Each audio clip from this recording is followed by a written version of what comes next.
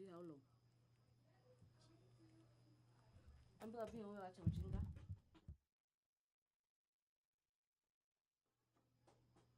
Wanda kwanza sahi. Eh.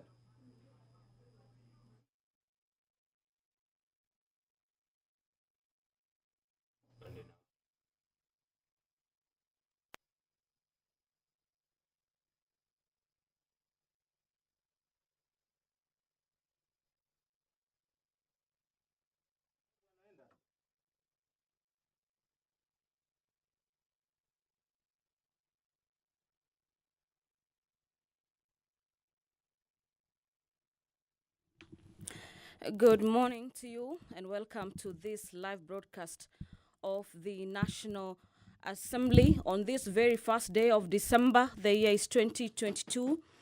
A sort of not very ordinary sitting of the National Assembly, owing to the fact that the House usually sits on Wednesdays in the morning. That is as per the House calendar. But owing to the fact that the House will be proceeding on recess later this day, the House decided yesterday to have a morning sitting today, and this is to allow for members to consider urgent business before the floor, before they break for the long recess and Christmas holiday.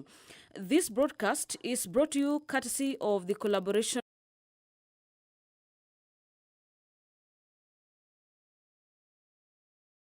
unit. You can also catch us on YouTube. You can follow up on this live broadcast on our YouTube channels.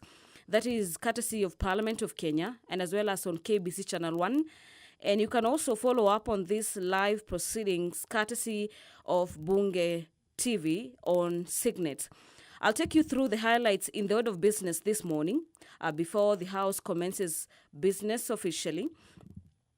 And the House will be considering the report of the Committee of the Whole House on the County Government's Additional Allocation Bill. This is Bill number 2 at the National Assembly, but Bill number 4 of the year 2022 from the Senate. This particular motion is by the Chairperson Budget and Appropriations Committee that the House adopts or do agree with the report of the Committee of the Whole House on its consideration of the County Government's Additional Allocation Bill number 2 of the year 2022. This particular bill is currently, or this particular motion and a bill, so to speak, it is at the third reading, and what is remaining is for members to vote on the provisions of the bill. Another key motion before the floor this morning is the approval of nominees to various national government constituencies development committees by the Chairperson Select Committee on the National Government Constituencies Development Fund, that the House does adopt the report of the Select Committee on the National Government Constituency Development Fund, and that particular report was laid on the table of the House on November 29th. This is still this week, and pursuant to the provisions of Standing Orders number 43, subsection 4 of the National Government Constituency Development Fund Act of 2015, the House approves the list of nominees appointed to various constituencies. The constituencies total to 103 so far, and the business of the House will kick off any minute from now, since the Deputy Speaker of the National Assembly has stepped into the chamber. Let's now hand you over for the live broadcast. Enjoy your viewing. Honorable members, let us pray. Almighty God, who in your wisdom and goodness have appointed the offices of leaders and parliaments for the welfare of society and the just government of the people, we beseech you to behold with your abundant favor as your servants whom you have been pleased to call to the performance of important trust in this republic. Let your blessings descend upon us here assembled, and grant that we treat and consider all matters that shall come under our deliberation in so just and faithful a manner as to promote your honor and glory, and to advance the peace, prosperity, and welfare of our country, and of those whose interests you have committed to our charge. Amen.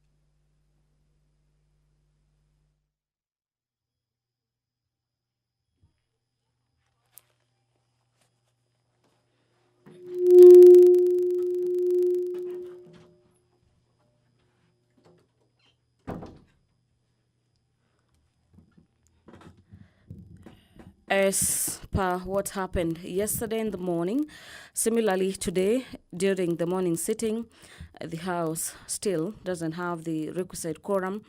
And so we have the Sergeant at Arms standing at the entrance of the chamber, keeping tabs with the number of MPs accessing the chamber this morning. And this is to ensure that at least 50 are in the chamber before the House commences business this morning. This particular issue has also been occasioned by the Standing Orders number 34 that provides for at least 50 members being in the chamber when the House is commencing business.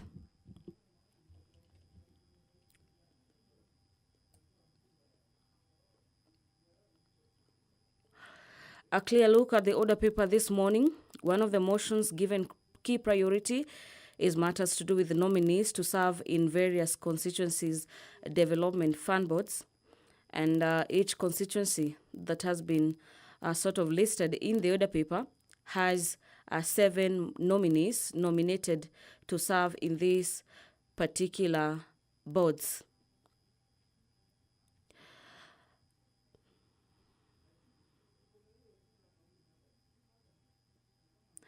The sessional paper number 2 of the year 2021 on the National Agricultural Policy is a motion before the floor of the House this morning. And this particular motion is by the Leader of Majority that the House does adopt sessional paper number 2 of the year 2021 on the National Agricultural Policy. And this particular report was laid on the table of the House on Tuesday, February 8th, the year is 2022. Yesterday, during the afternoon sitting, we had members deliberating on this particular motion, and what is remaining is for members to vote, or what they popularly call question to be put.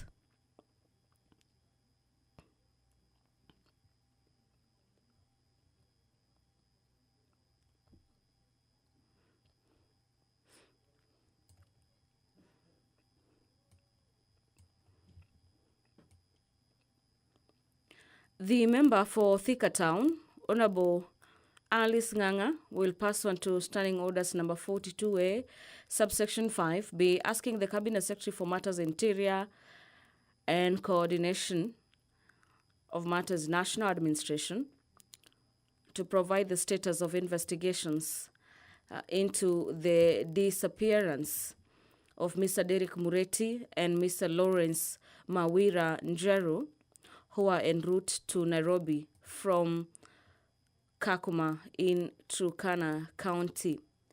The honorable member for Thika Town also wants to understand that could the Cabinet Secretary assure the affected families that the investigations into the incident will be fast-tracked, this thing owing to the fact that there has been a lot of worry into the family of the affected persons, and questions by Honorable Member Alice Nganga will be replied before the Departmental Committee for Matters Administration and Internal Affairs. The member for Marsabit County, Honorable Naomi Wako, will be asking the Cabinet Secretary for Matters Energy and Petroleum to provide a status report on the electricity connectivity to public institutions and households in Marsabit County, and indicate the percentage of the said connectivity to these facilities. Honorable Naomi Wako also wants the Cabinet Secretary to elaborate the plans put in place by the ministry to ensure Marsabit County is connected to electricity through the national grid. And could the Cabinet Secretary explain the causes of frequent power outages in Marsabit County and also provide the steps taken by the ministry to address such outages?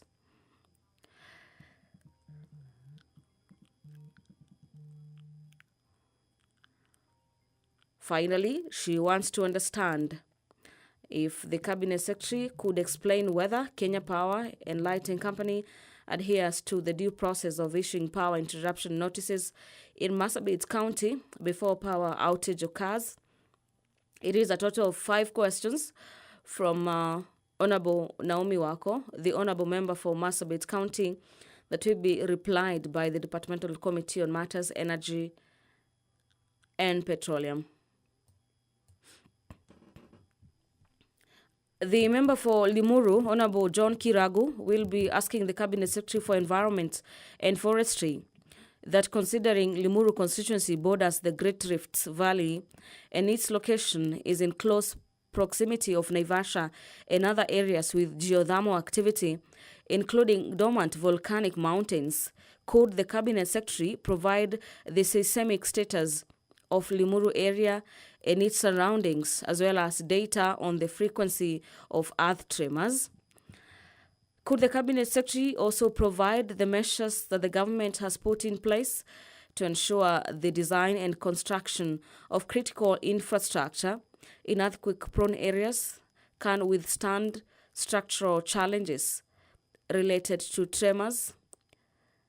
The Honourable Member for Limuru also wants the Cabinet Secretary to provide details and contacts of key institutions responsible for measuring, matters monitoring, and reporting of such tremors and indicate when the country's capacity undertakes such exercises. Lastly, could the Cabinet Secretary provide the emergency awareness programs available in earthquake-prone areas to members of the public and ensure that they are also advised on the necessary actions to take, and this is in case of disasters related to earthquakes? The questions by Honourable Member for Limuru will be replied before the Departmental Committee on Matters Environment, Forestry and Mining.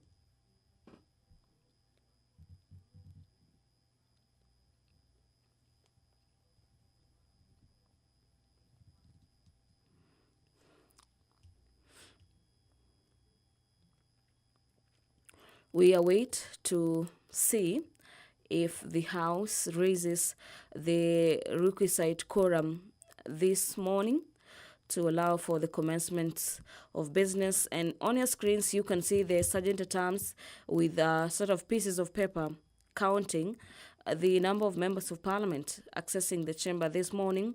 And immediately that particular quorum has been achieved, they will signal their counterparts inside the chamber as well as the speaker to allow for the House to commence business this morning.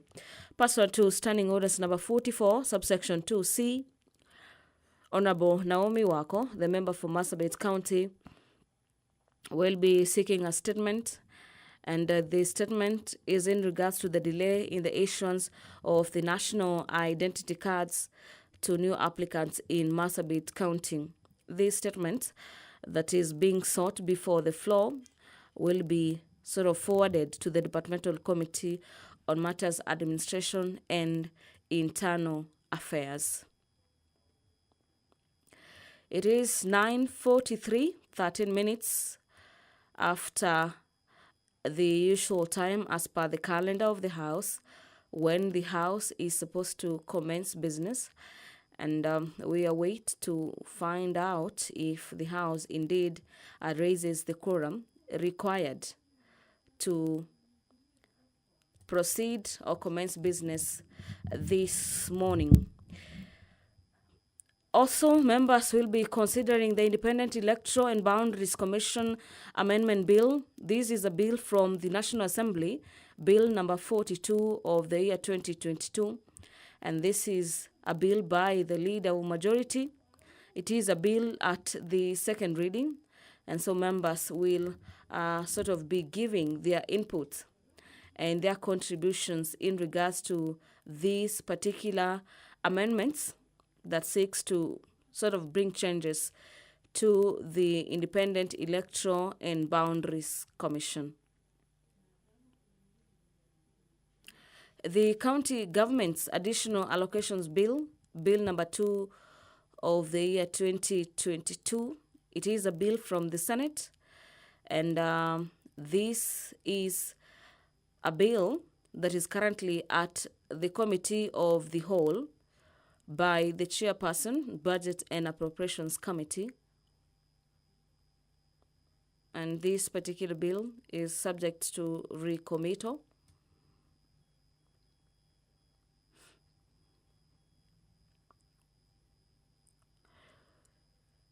Another issue that has dominated the proceedings of the National Assembly lately is the issue of NGCDF.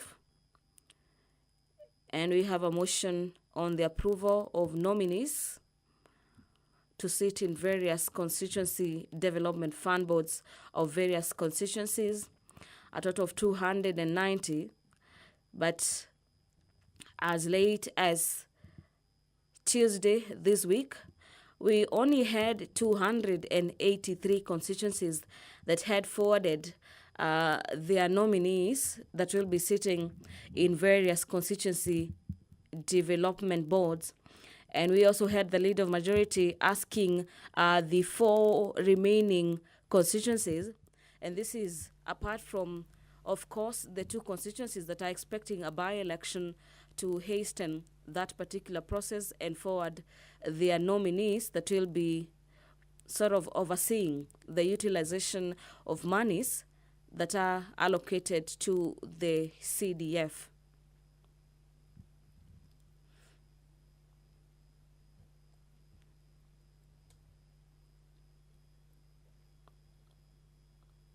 This particular motion on the approval of nominees to various national government constituencies development fund is a motion by the Chairperson Select Committee on the National Government Constituencies Development Fund that the House pursuant to I now direct the Sergeant at Arms to ring the bell for another 10 minutes. The Deputy Speaker has directed that the Sergeant at Arms rings the bell for a further 10 minutes, and this is, so to speak, allow more time for members of Parliament to access the chamber this morning. And this is owing to the fact that the House is yet to raise the requisite number of members required in the chamber to commence business. Under the approval of nominees to sit in various constituency development fund, the Chairperson Select Committee on NGCDF in the motion wants the House, pursuant to Standing Orders number 43, subsection 4 of the National Government Constituency Development Fund Act of 2015 and the National Government Constituencies Development Fund Regulations of 2016, that the National Assembly approves the list of nominees that have been appointed to constituencies of the National Government Constituency Development Fund. And this particular report, it is a report that was tabled as late as yesterday, November 30th, 2022. And owing to the fact that a couple of constituencies are yet to table or forward the names of their nominees that will be sitting at various NCGDF boards, we expect that this number will be rising from 103 moving forward to 290 which is the total number of constituencies under the 2010 Constitution.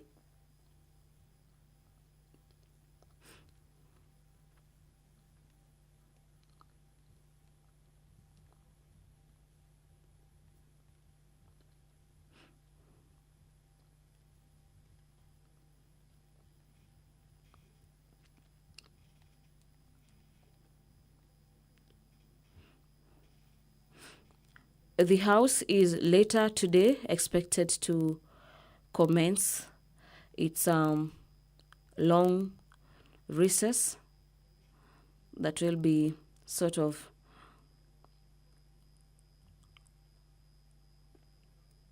start from today to around February, when the House is set to resume. But owing to the matters before the floor of the House, we expect the probability of the House to be a sort of call for special sittings to probably approve key matters before the floor of the House.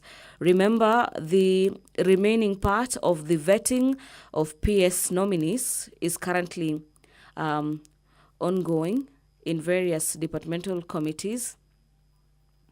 The committees are expected to present reports on the floor of the House later today. We had various committees vetting various nominees to state departments, and we await to hear what various committees will be proposing in regards to suitability of PS nominees. There are a total of 51 that have been proposed to serve in various ministries. This particular issue had been occasioned by the lifting of a court order that allowed the Parliament and the National Assembly departmental committees rather to commence or continue with the vetting of the remaining nominees that have been proposed as permanent secretaries to various nominees. That particular exercise will be concluded by today, and we expect later, probably in the afternoon sitting, to have various committees give their reports in regards to suitability. And in the event that is not achieved, we might have to see issues to do with special sittings of the House at a time the House will be on recess. On matters, the Independent Electoral and Boundaries Commission Bill, it is the bill that seeks to amend the Independent Electoral and Boundaries Commission Act for the connected purposes.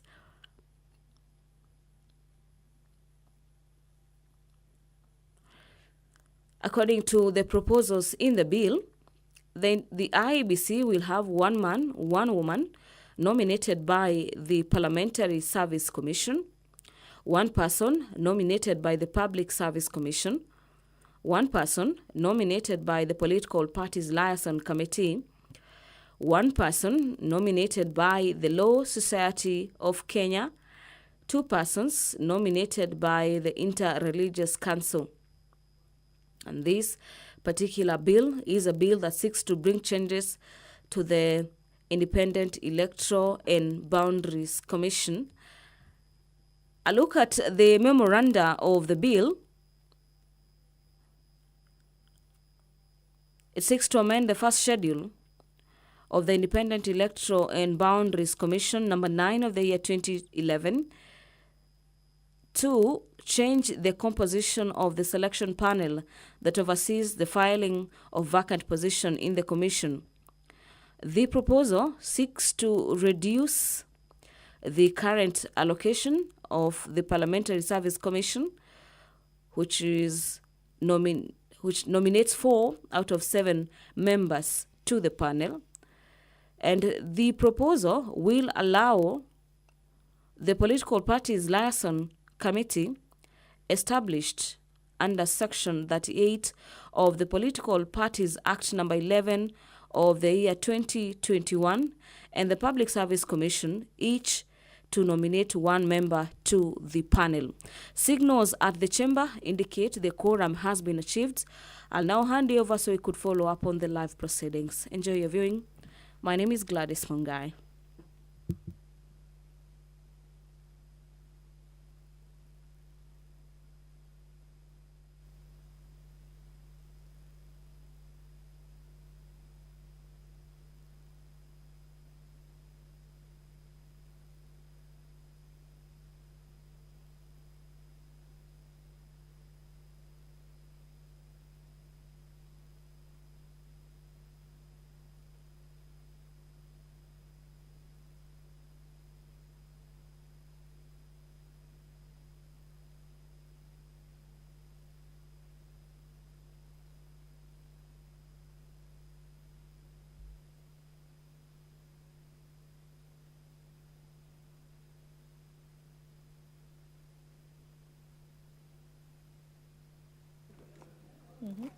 Yes. Sorry? We may now proceed. We have quorum. Order number 1, administration of oath. Order number 2, communication from the chair. Order number 3, messages. Order number 4, petitions. Order number 5, papers. Honorable John Mutunga, Chairperson for the Departmental Committee on Agriculture and Livestock.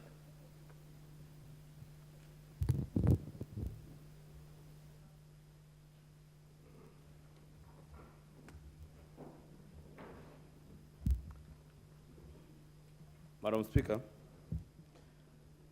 I beg to lay the following paper on the table of the House today, Thursday, December 1st, 2022. Report on the Departmental Committee on Agriculture and Livestock on the vetting of the following nominees for appointment as Principal Secretaries. Number 1, Mr. Philip Kelo Hasama, State Department for Crop Development. And number 2, Mr. Harry Kimtai Kachuai, CBS, for State Department for Livestock Development. Thank you, Mr. Speaker. Madam Speaker.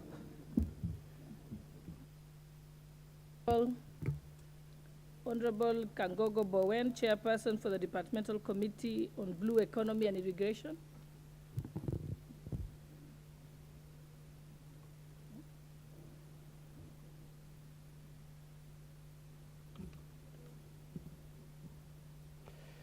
Honorable Speaker, I beg to lay the following paper on the table of the House today, Thursday, December 1st, 2022.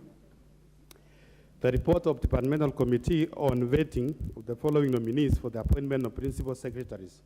1, Mrs. Betty Muthoni Njaki for State Department for Blue Economy and Fisheries. Mr. Kitonga Mukambi, the State Department for Irrigation. Dr. Paul Rono, State Department for Water and Sanitation. Thank you, Madam Speaker.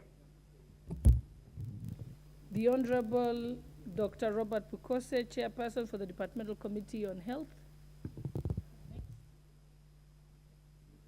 Honorable Speaker, I beg to lay the following paper on the table of the House today, Thursday, December 1st, 2022. Report of the Departmental Committee on Health on the vetting of the following nominees for appointment as Principal Secretaries. 1, Engineer Peter Kiblaka Tum, CPS, State Department for Medical Services. And 2, Dr. Josephine Jerry Mburu Wahoko, State Department for Health Standards and Professional Management. Thank you, Madam Speaker. The Honorable Vincent Musyoka, Chairperson for the Departmental Committee on Energy. You're next.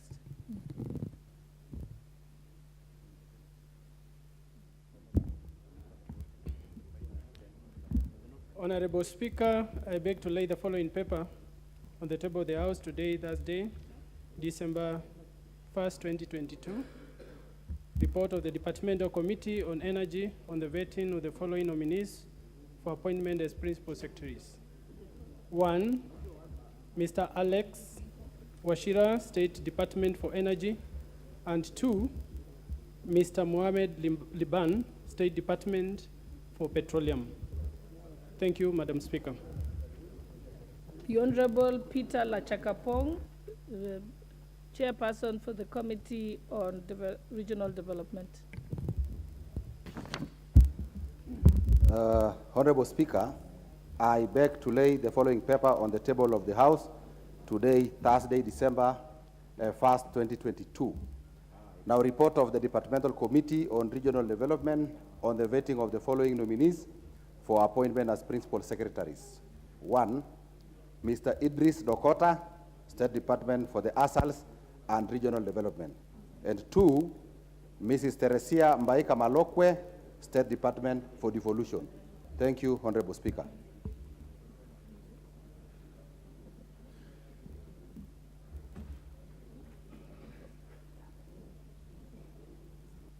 The Honorable Kuria, the Chairperson for the Departmental Committee on Finance and National Planning.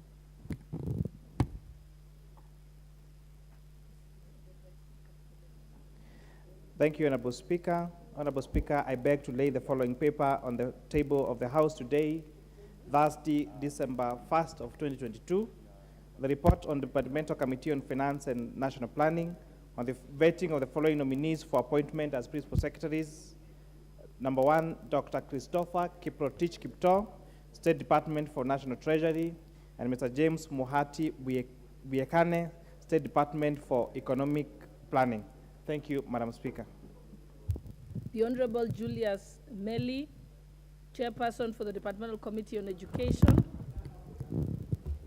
Thank you, Honorable Speaker. Honorable Speaker, I beg to lay the following papers on the table of the House today, Thursday, December 1, 2022. The report of the Departmental Committee on Education and Research on the vetting of the following nominees for the appointment as principal secretaries. 1, Dr. Belio Kipsang, State Department for Basic Education. 2, Mrs. Esther Dara Moria, State Department for TVET. And 3, Mrs. Beatrice Muganda Inyangala, State Department for Higher Education and Research. Thank you, Honorable Speaker. The Honorable Joe Ngeno, Chairperson for the Departmental Committee on Housing, Urban Planning, and Public Works.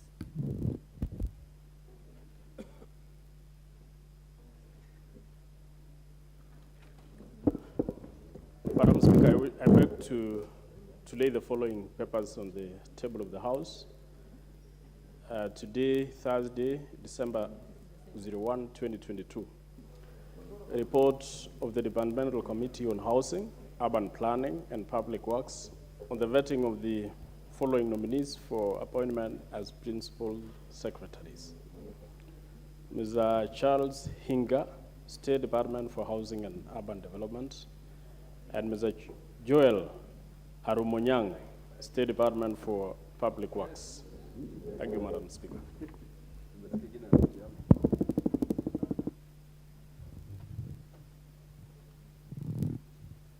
Next order.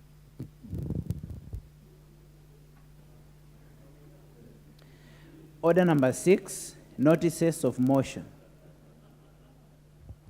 The Honorable John Mutunga, Chairperson for the Departmental Committee on Agriculture and Livestock.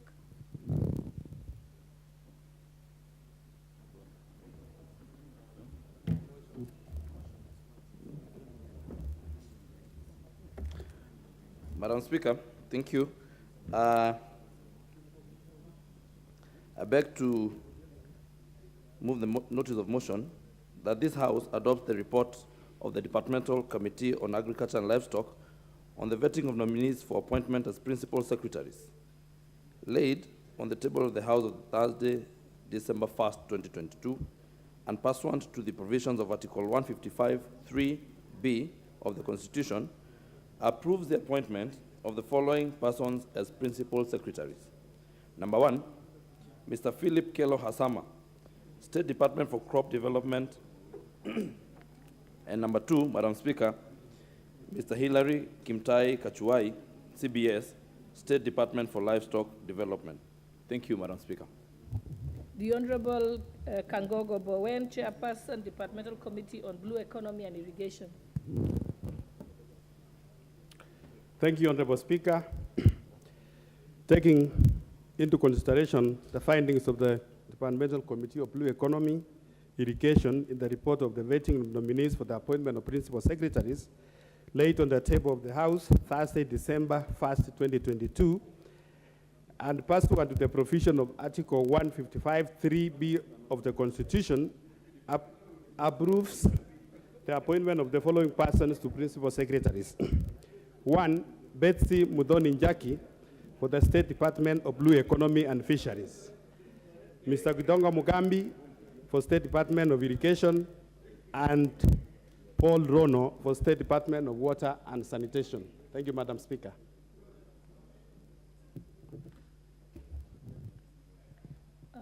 The Honorable Dr. Robert Pukose, Chairperson for the Departmental Committee on Health. Madam Speaker, that taking into consideration the findings of the Departmental Committee on Health in its report on the vetting of nominees for appointment as principal secretaries laid on the table of the House on Thursday, December 1st, 2022, and pursuant to the provisions of Article 155(3)(b) of the Constitution, approves the appointment of the following persons as principal secretaries. 1, Engineer Peter Kiblagatum, State Department for Medical Services, and 2, Dr. Josephine Jerimbur Wahogo, State Department for Health Standards and Professional Management. Thank you. The Honorable Vincent Musyoka, Chairperson for the Departmental Committee on Energy. Thank you, Madam Speaker. I beg to give notice of the following motion, that this House adopts the report of the Departmental Committee on Energy on vetting of nominees for appointment as principal secretaries laid on the table of the House this Thursday, December 01, 2022, pursuant to the provisions of Article 155(b)(3)(b) of the Constitution, approves the appointment of the following persons as principal secretaries. 1, Mr. Alex Washira, State Department for Energy, and 2, Mr. Mohamed Liban, State Department for Petroleum. Thank you, Madam Speaker. The Honorable Peter Lachakapong, Chairperson for the Departmental Committee on Regional Development.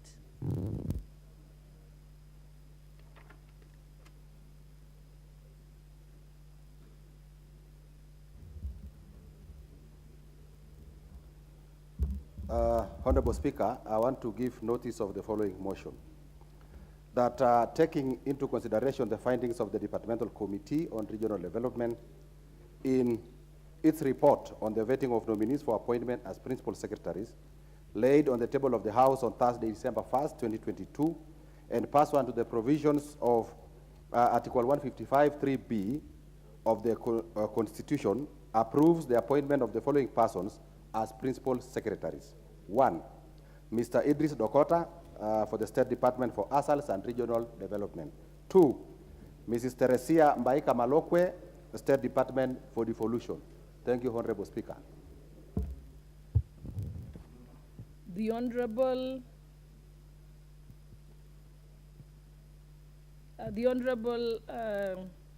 Dr. I think Dr. Pukose has already given his.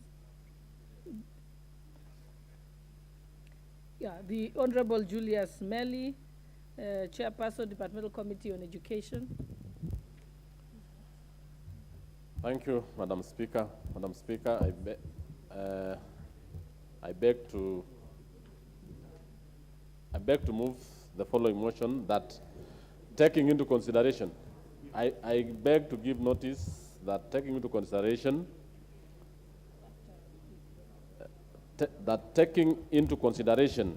the Departmental Committee on Education in the report of the vetting of nominees for the appointment of principal secretaries laid on the laid on the table of the House on Thursday, December 1st, 2022, and pursuant to the provisions of Article 155(3)(b) of the Constitution, approves the appointment of the following persons as principal secretaries. 1, Dr. Belio Kipsang, State Department for Basic Education. 2, Ms. Esther Dara Moria, State Department for TVET. And 3, Ms. Beatrice Muganda Inyangala, State Department for Higher Education and Research. Thank you, Madam Speaker. Honorable Courier, Chairperson, Departmental Committee on Finance and National Planning. Honorable Speaker, I beg to give notice of motion on appointment of principal secretaries. Honorable Speaker, that taking into consideration the findings of the Departmental Committee on Finance and National Planning in its report on the vetting of nominees for appointment as principal secretaries, laid on the table of the House today, Thursday, December 1st, 2022, and pursuant to the provisions of Article 155(3)(b) of the Constitution, that this House approves the appointment of the following persons as principal secretaries. 1, Dr. Christopher Kiprotich Kipto, State Department for National Treasury, and 2, Mr. James Muhati Buyekene, State Department for Economic Planning. Thank you, Madam Speaker. The Honorable Alice Nganga, Chairperson, Departmental Committee on Social Protection. Thank you, Madam Speaker. I beg to lay the following papers on the table of the House today, Thursday, December 1st, 2022. Report on the Departmental Committee on Social Protection on the vetting of the following nominees for appointment as Principal Secretary. 1, Ms. Veronica Mweni Nduva, State Department for Gender and Affirmative Action. 2, Mr. Joseph Magosi Mutari, State Department for Social Protection, Senior Citizens Affairs. And 3, Mr. Ishmael Mande for appointment, State Department for Youth Affairs. Thank you, Madam Speaker. Yeah. The Honorable Alice Nganga, you may give your notice of motion. Thank you, Madam Speaker. Notice motion, Departmental Committee on Social Protection, appointment of principal secretaries. That taking into consideration the finding of the Departmental Committee on Social Protection in its report on the vetting of nominees for appointment as principal secretary, laid on the table of the House on Thursday, December 1st, 2022, and pursuant to the provision of Article 155(3)(b) of the Constitution, approves the following appointment of the following person as principal secretaries. 1, Veronica Mweni Nduva, State Department for Gender and Affirmative Action. 2, Mr. Joseph Magosi Mutari, State Department for Social Protection and Senior Citizens Affairs. And 3, Mr. Ishmael Mari Mandi for appointment for State Department for Youth Affairs. Thank you, Madam Speaker.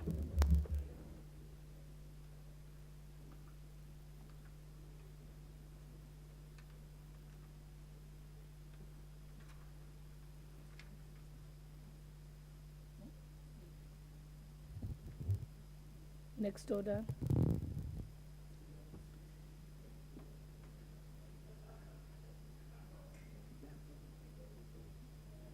Order number 7, questions and statements.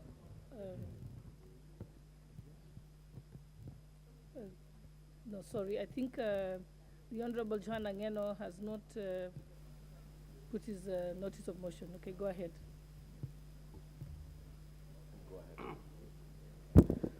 Madam Speaker, I wish to give notice of motion that taking into consideration the findings of the Departmental Committee on Housing, Urban Planning and Public Works in its report on the vetting of nominees for appointment as principal secretaries, laid on the table of the House on Thursday, December 01, 2022, and pursuant to the provisions of Article 155(3)(b) of the Constitution, approves the appointment of the following persons as principal secretaries. 1, Mr. Charles Hinga, State Department for Housing and Urban Development, and Mr. Joel Arumonyang, the State Department for Public Works. Thank you, Madam Speaker. Okay. We may now proceed to the next order. Order number 7, questions and statements. What's your point of order? The Honorable John Gikaria.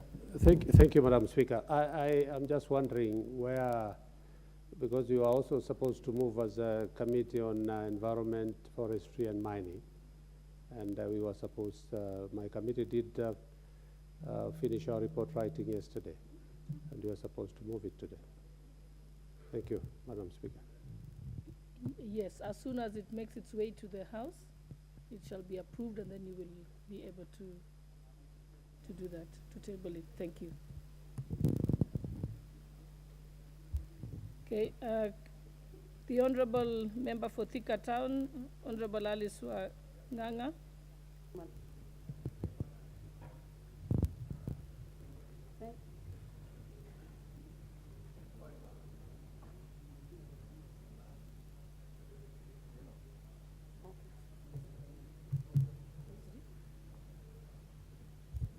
Use the next mic, the mic next to you. Yes, there you are. This one. Thank you, Madam Speaker. I need to ask the following question. Could the Cabinet Secretary provide the status of investigation into the circumstances surrounding the mysterious disappearance of Mr. Derek Muriuki of ID number 2947092 and Mr. Lawrence Njeru on 29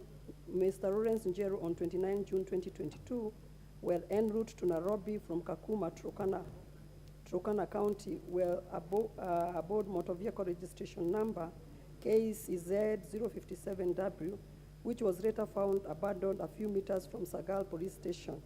Reported at Sagal Police Station, OB number 183006-2022, and at Kasarani Police Station, OB number 9797-2022 respectively. Could the Cabinet Secretary provide the measures put into place to guarantee security for the immediate family members of the above-mentioned person, considering that they have been receiving threats on their lives since the mysterious disappearance of their loved ones? And 3, could the Cabinet Secretary assure the affected families that investigation into the incident will be fast-tracked? Thank you, Madam Speaker. The Honorable Member for Marsabit County, Honorable Naomi Wako. Thank you, Madam Speaker. I stand to ask the question 074 of 2022. Could the Cabinet Secretary provide a status report on the electricity connectivity to public institutions and households in Marsabit County, indicating the percentage of the said connectivity of these facilities? Number 2, could the Cabinet Secretary elaborate the plans to put in place by the Ministry to ensure that Marsabit County is connected to the electricity power through the national grid?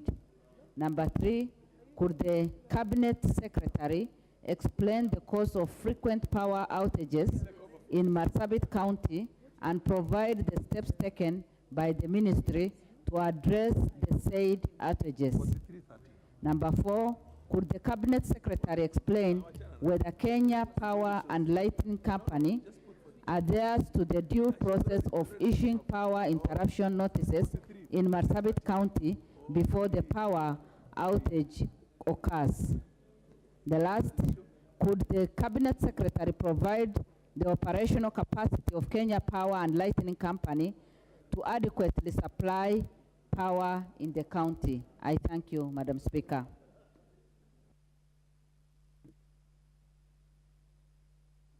Member for Limuru. Thank you, Madam Speaker. I rise to ask a question to the Cabinet Secretary for Environment and Forestry. One, considering that Limuru constituency borders the Great Rift Valley and its location in close proximity to Naivasha and other areas with geothermal activity, including dormant volcanic mountains, could the Cabinet Secretary provide seismic status of Limuru area and its surroundings, as well as data on the frequency of earth tremors? Two, could the Cabinet Secretary provide the measures that the government has put in place to ensure the design and construction of critical infrastructure in earthquake-prone areas can withstand structural challenges related to tremors? Three, could the Cabinet Secretary provide details and contacts of key institutions responsible for measuring, monitoring, and reporting on such tremors and indicate the country's capacity to undertake such exercises? Four, could the Cabinet Secretary explain emergency awareness programs available in earthquake-prone areas for members of the public to ensure that they are advised on necessary actions to take in case of disaster related to earthquakes? Thank you, Madam Speaker.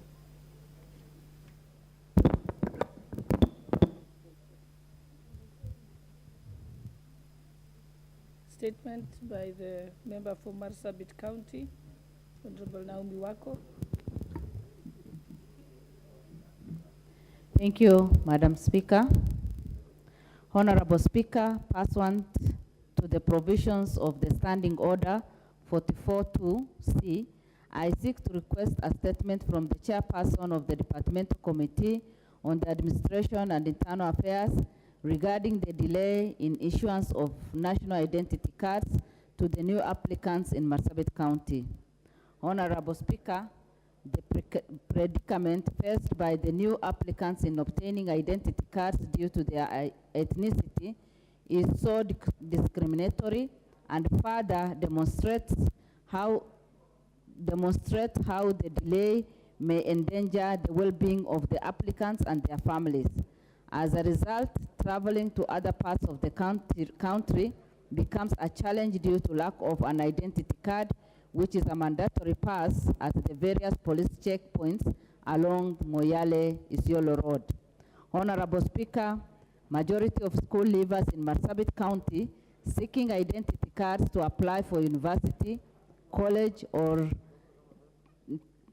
other education and funding by the Higher Education Loans Board have experienced prolonged delayed in issuance of the national identity cards. Consequently, student identity card negates the university provision, which states that students must identify themselves by providing identity cards whenever required. Moreover, those applying to replace lost or misplaced cards are also forced to wait for long before they can be issued with new cards. Honorable Speaker, it is against this background that I seek a statement from the Chairperson, Departmental Committee on Administration and Internal Affairs on the following. Could the Chairperson explain why there has been a delay in issuance of identity cards to the new applicants from Marsabit County? Number two, what measures is the Ministry putting in place to ensure that the new applicants obtain identity cards? I thank you, Honorable Speaker.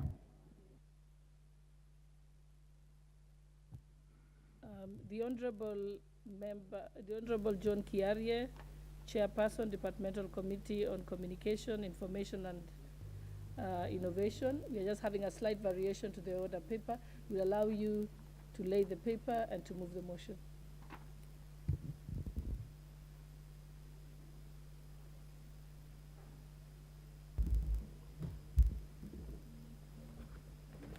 Thank you very much, Madam Speaker. Madam Speaker, I beg to lay the following paper on the table of the House today, Thursday, December 1, 2022. This is the report of the Departmental Committee on Communication, Information and Innovation on the vetting of the following nominees for appointment as principal secretaries. 1, Professor Edward Waswa Kisiangani to the State Department for Broadcasting and Telecommunication, and 2, Engineer John Kipchumba Tanui to the State Department for Information, Communication, Technology, and Digital Economy. Thank you very much, Madam Speaker. You may proceed to move your motion. Madam Speaker, I rise to give a notice of motion, and this is the notice of motion. The motion is the appointment of principal secretaries, that taking into consideration the findings of the Departmental Committee on Communication, Information and Innovation in its report on the vetting of nominees for appointment as principal secretaries laid on the table of the House on Thursday, December 1, 2022, and pursuant to the provisions of Article 155(3)(b) of the Constitution, approves the appointment of the following persons as principal secretaries. 1, Professor Edward Waswa Kisiangani to the State Department for Broadcasting and Telecommunication, and 2, Engineer John Kipchumba Tanui to the State Department for ICT and Digital Economy. Thank you very much, Madam Speaker. Next order.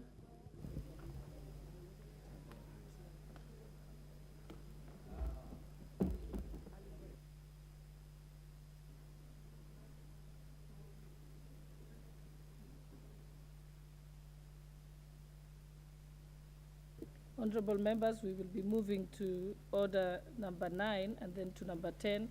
We shall skip order number 8, but we shall come back to it thereafter. Next order. Order number 9, motion. Approval of nominees to various National Government Constituency Development Fund committees. Question to be put. Honorable members, I now put the question that this House adopts the report of the Select Committee on the National Government Constituencies Development Fund laid on the table of the House on Tuesday, November 29, 2022, and pursuant to the provisions of Section 43(4), the National Government Constituency Development Fund Act of 2015, and paragraphs 5(2) and 10 of the National Government Constituencies Development Fund Regulations 2016, approves the list of nominees for the appointment to the following 103 constituency committees of the National Government Constituency Development Fund as listed in pages 494 to 541 as in the order paper. Will as many as of that opinion say aye? Aye. And will as many of the contrary opinion say nay? The ayes have it. Order number 10, motion. Sessional paper number 2 of 2021 on the National Agricultural Policy. Question to be put. Honorable members, I now put the question that this House adopts sessional paper number 2 of 2021 on the National Agricultural Policy laid on the table of the House on Tuesday, February 8, 2022. Will as many of that opinion say aye? Aye. Will as many of the contrary opinion say nay? The ayes have it.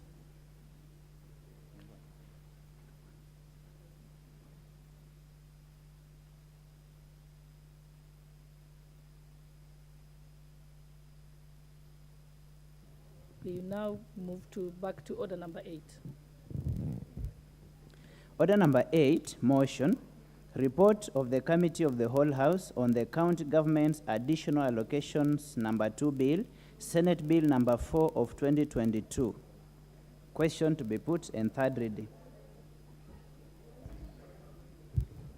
Honorable members, before I proceed to put the question for the agreement with the report of the Committee of the Whole House on this particular bill, I wish to state that my attention has been drawn to a certain procedural lapse that took place yesterday afternoon during the consideration of the bill at the Committee of the Whole House stage. It is notable that the county government's additional allocations number 2 bill and Senate Bill number 4 of 2022 is a form of an annual appropriations bill seeking to allocate certain conditional funds to specified county governments. As such, it is a money bill. Honorable members, Article 114, 2 and 3 of the Constitution with respect to money motions provides, and I quote, if in the opinion of the Speaker of the National Assembly, a motion makes provision for a matter listed in the definition of a money bill, the Assembly may proceed only in accordance with the recommendation of the relevant committee of the Assembly after taking into account the views of the Cabinet Secretary responsible for finance. 3, in this Constitution, a money bill means a bill other than a bill specified in Article 218 that contains provisions dealing with A, taxes, B, the imposition of charges on a public fund or variation or repeal of those charges. C, the appropriation, receipt, custody, investment, or issue of public money. D, the raising or guaranteeing of any loan or its repayment, or E, matters incidental to any of those matters. Honorable members, from the above, it is observed that before the House proceeds with the consideration of any motion with monetary implications, the relevant committee of the House, is in this case the Budget Appropriation Committee, must make recommendation after taking into account the views of the Cabinet Secretary of the National Treasury. As contained in order paper of yesterday afternoon, there were certain proposed amendments to the bill which were subject to the provisions of Article 114 of the Constitution. The amendments, which were proposed by the member of Mara, the Honorable Kareke Mbiku, CBS MP, sought to amend the first schedule of the bill to reallocate certain funds for the construction of county headquarters for 5 counties. Instructively, honorable members, it is observed that during the sitting, the chairperson of the Budget and Appropriations Committee pronounced himself as there being agreement from the committee regarding the amendment. However, I have not received any evidence, either by way of committee report or correspondence, to confirm that the consultations contemplated under Article 114 of the Constitution between the committee and the National Treasury took place. Honorable members, indeed, the report of the committee on its consideration of this bill, which was tabled in the House, recommended that the amendments proposed by the member for Mara constituency and others proposed by the National Treasury relating to the disbursement of court fees and fines to the counties should not be considered by the House. Honorable members, the intention of actualizing Article 114 of the Constitution and the practice that started in the 11th Parliament is to avoid whimsical amendments on the floor, especially amendments that touch on taxes and imposition of charges on a public fund, the appropriation of public money, given the possible far-reaching implications. Honorable members, additionally, it should further be noted that this bill that was passed annually, will be passed annually. As such, any matters that may have been left out can be revisited in the next bill once the requisite consultations have taken place. As your Speaker, however, I am duty-bound to correct the errors that fly against the Constitution, our laws, and the standing orders. Article 114 limitations on the amendments proposed by the member for Mara was not lifted before consideration of the Committee of the Whole House yesterday. In this regard, honorable members, I therefore direct as follows: that the bill be recommitted to the Committee of the Whole House immediately, that the committee shall resume from the point before the amendments were considered, being the first schedule of the bill. And secondly, that in future, the clerks at the table must ensure that the provisions of Article 114 of the Constitution and the practice that was started in the 11th Parliament on actualizing the provision as upheld when guiding the Presidium on all money bills. The House is accordingly guided. Thank you.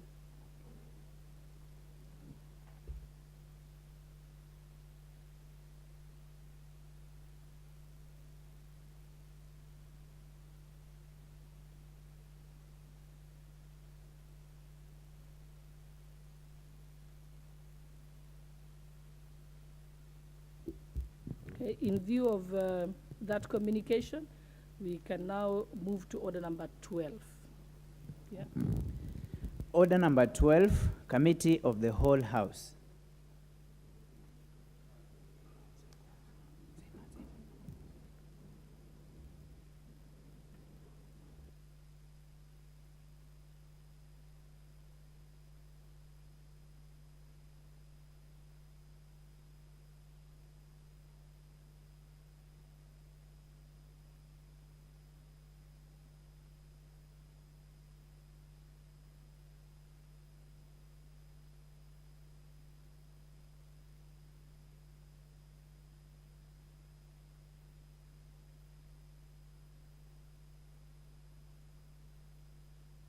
You may be seated now.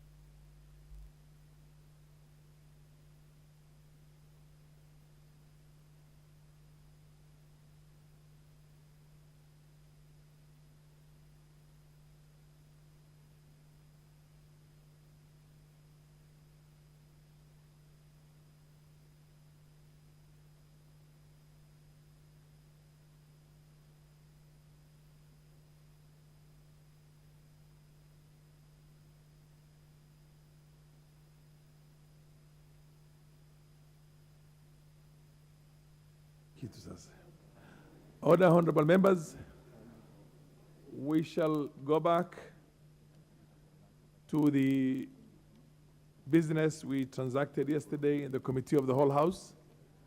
Order, honorable members. Honorable members who are standing everywhere, including Kaguchia. Honorable Kaguchia. I know you are a first-timer, but the rules is that when the chair is there and you hear the sound, you sit immediately, or you freeze where you are. He is a Speaker of the County Assembly, former Speaker of County Assembly of Nyeri, yes, understood, yes, but please, let's hear one another.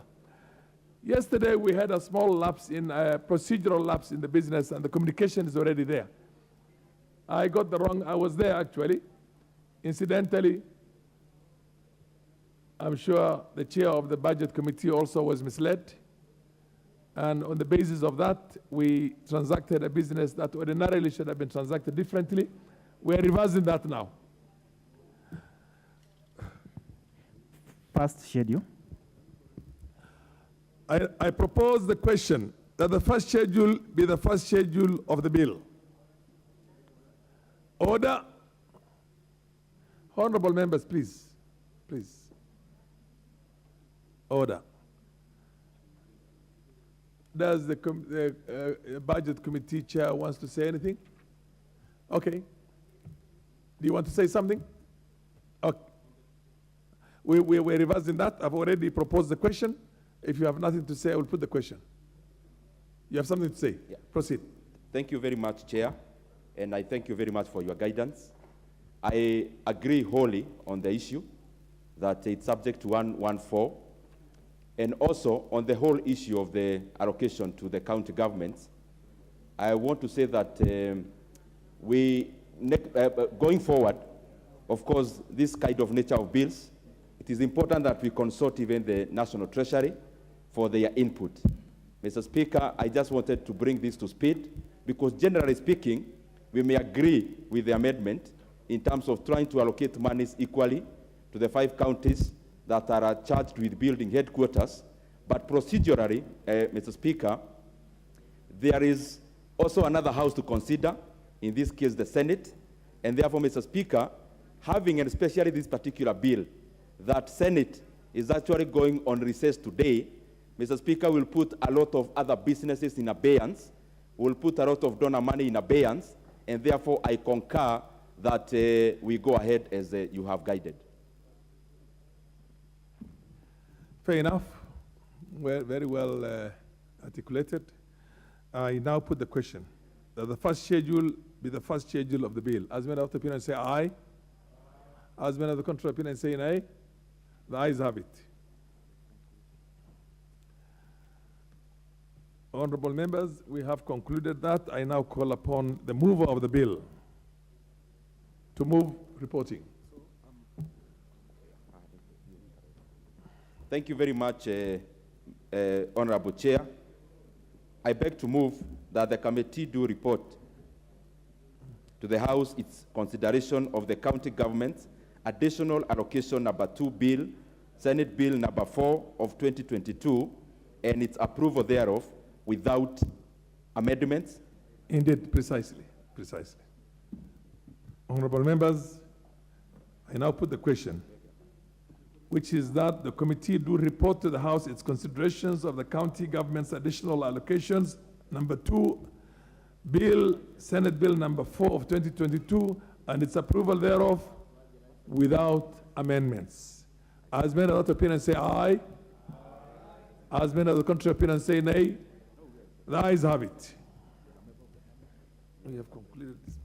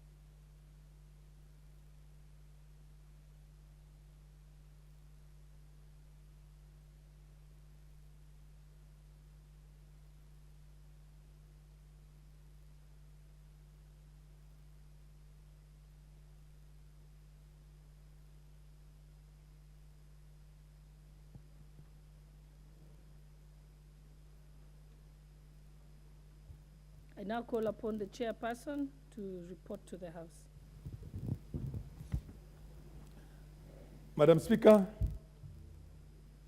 I beg to report that the Committee of the Whole House has considered the county government's additional allocations number 2, Bill, Senate Bill number 4 of 2022, and approved the same without amendments.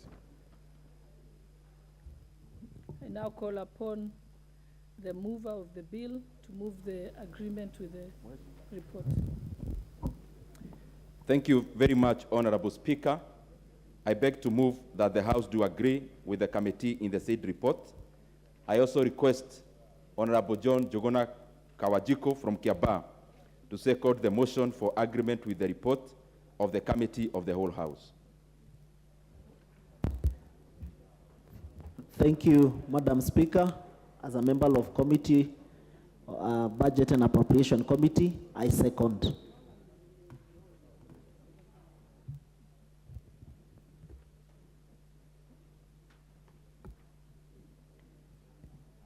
Honorable members, I now propose the question that this House do agree with the report of the Committee of the Whole House on its consideration of the county government's additional allocations number 2 bill of Senate number 4 of 2022. Yeah. Will as many of that opinion say aye? Will as many of the contrary opinion say nay? The ayes have it.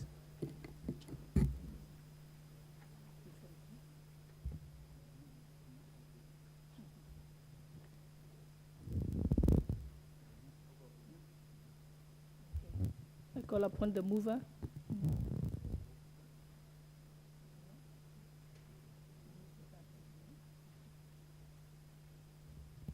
Mover to proceed to third reading.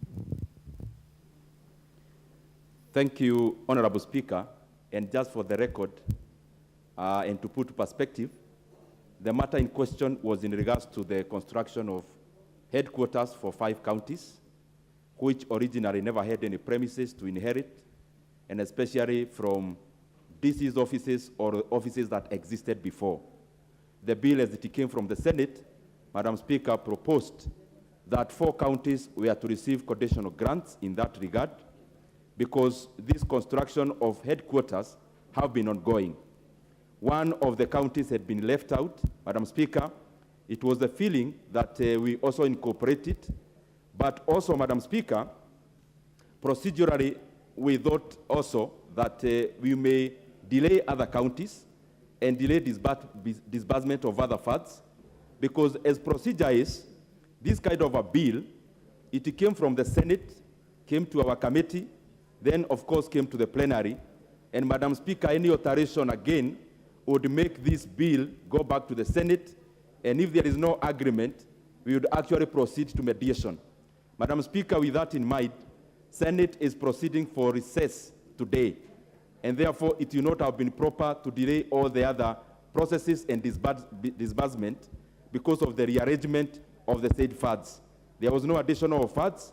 Madam Speaker, it was just rearrangement, but of course, it was subject to Article 114 of the Constitution, Madam Speaker, and having all that in mind, it would disenfranchise the other counties by the matter of delays.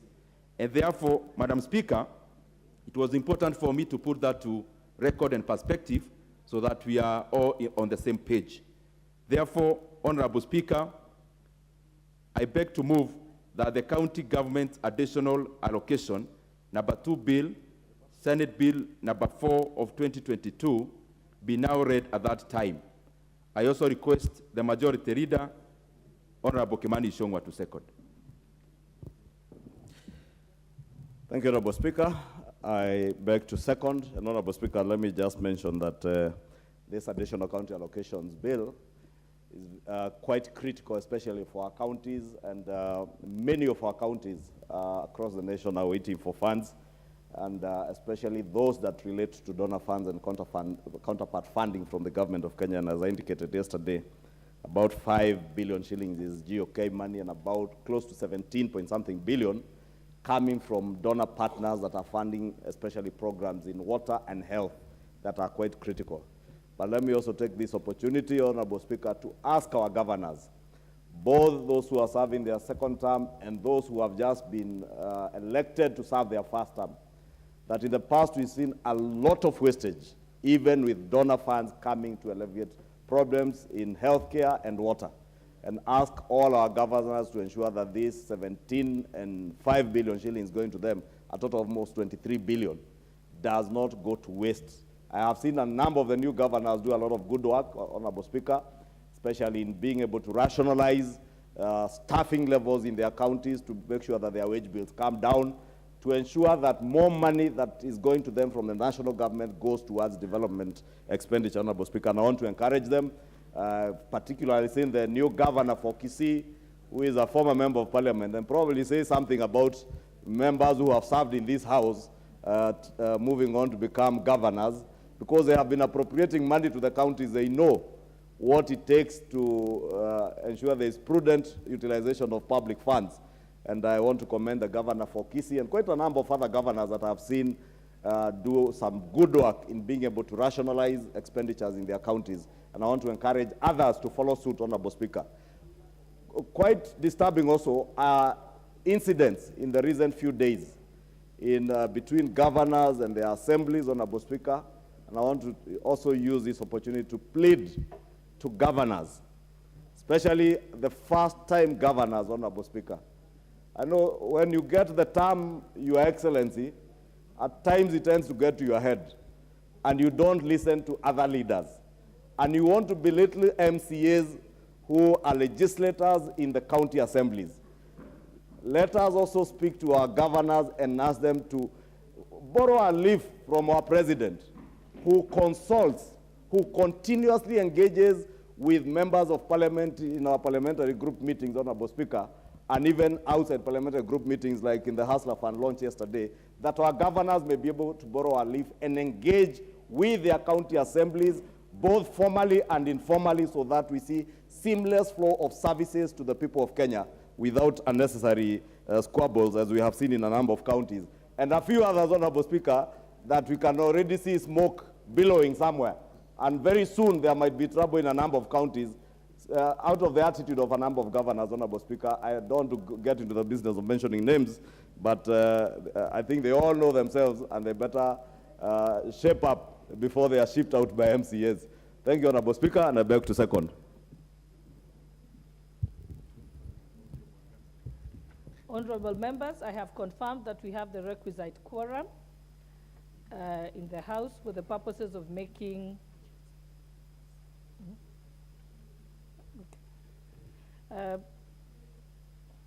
I now propose the question, which is that the county government's additional allocations number 2 bill, Senate Bill number 4 of 2022 be now read a third time.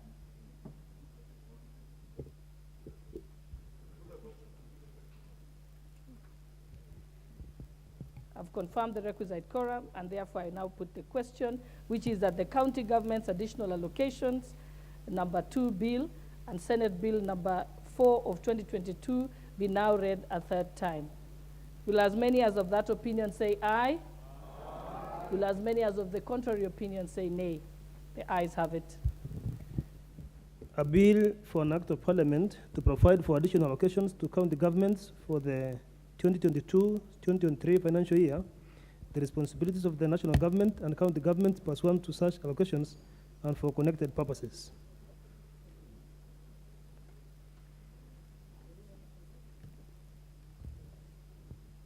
Order number 11, motion, approval of nominees to various national government constituency development fund committees. Chairperson for the Select Committee on National Government Constituencies Development Fund, Honorable Sirma. Madam Speaker, I beg to move that pursuant to the provisions of Section 43.4 of the National Government Constituency Development Fund Act 2015 and paragraph 5.2 and 10 of the National Government Constituency Development Fund Regulations 2016, this House approves the list of nominees for appointment of the following 2 constituencies committee of the National Government Constituency Development Fund laid on the table of the House on Wednesday, November 30th, 2022. Madam Speaker, the 2 constituencies were new, which have come in, and we laid them on the table yesterday, and that is Ndiwa constituency and Isiolo South. Madam Speaker, all the others we have been able to finalize, so therefore we have only a balance of about 3 constituencies which have not submitted, Madam Speaker, and I wish to urge those other members to ask their fund managers to expedite the process so that we may be at par in terms of the procedure we are doing. Madam Speaker, I beg to move.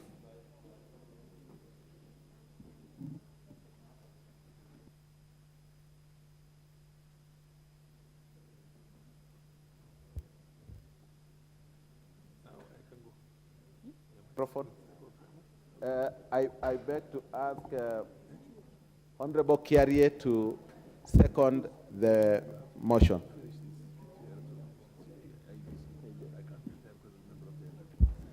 Madam Speaker, I do recognize that time is of essence, and noting the import of the motion that has been moved, I wish to second. Thank you very much, Madam Speaker.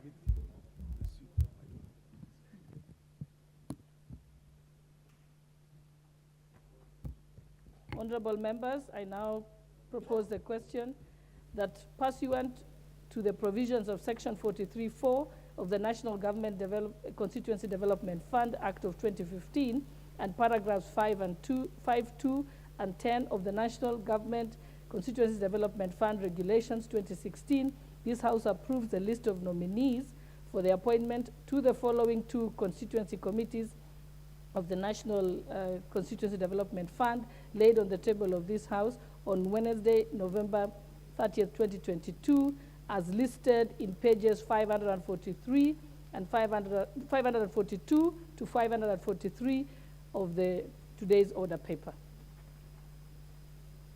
Will as many as, okay.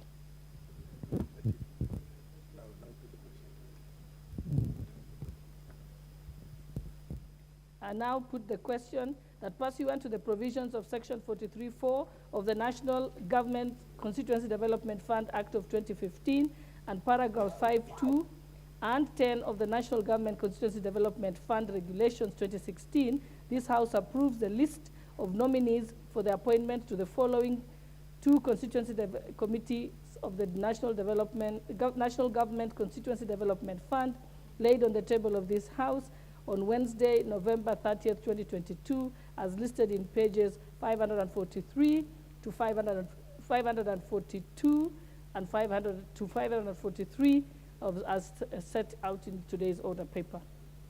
Will as many of that opinion say aye? Aye. Will as many as of those of the contrary opinion say nay? The ayes have it.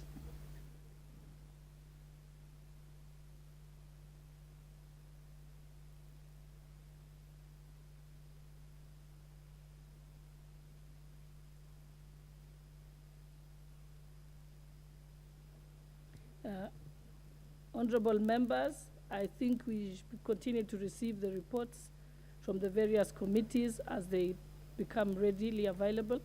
I now call upon the Honorable Nelson Koech, Departmental Committee for Defense, Intelligence and Foreign Relations.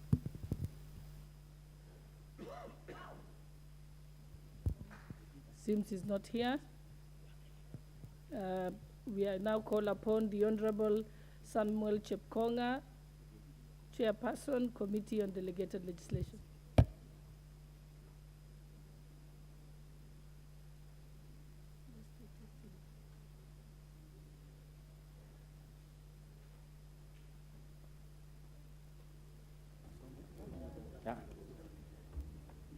Honorable Speaker, on behalf of the Chair of the Committee on Delegated Legislation, I beg to lay the following papers on the table of the House today, Wednesday, December 1st, 2022, morning sitting. Report on the Select Committee on Delegated Legislation on its consideration of the adjustment of export levy for inflation made under the Miscellaneous Fees and Levies Act Regulation 2022, Legal Notice number 203 of 2022. 2.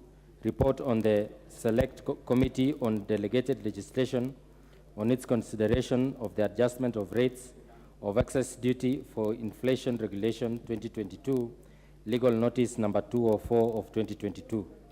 Number 3, Madam Speaker, report of the Select Committee on Delegated Legislation on its consideration of the statutory instruments, exemptions from expiry regulations 2022, legal notice number 214 of 2022, and report of the Select Committee on Delegated Legislation on its consideration of the statutory instrument exemption from expiry number 2, regulations of 2022, legal notice number 218 of 2022. Thank you, Madam Speaker. Honorable Leader of Majority, Honorable Kimani Ichung'wah, are you going to give on behalf of the chairperson? Oh. Okay, you know, just.